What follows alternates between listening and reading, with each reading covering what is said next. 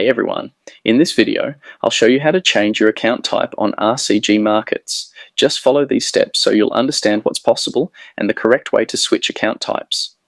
First, open your browser and search for RCG Markets. Make sure you're logged into your account. Once you're on the home page, click on Account Settings, then select Trading Accounts. Now, it's important to know that RCG Markets does not allow you to change the account type on an existing trading account. However, what you can do is create a brand new trading account with a different account type.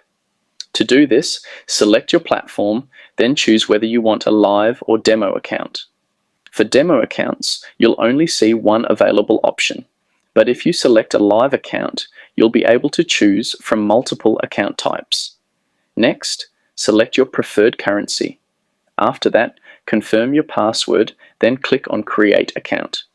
This will successfully create a new trading account with a different account type under your profile. Just remember, you can't change the account type on accounts that already exist, but this method lets you use a new one instead.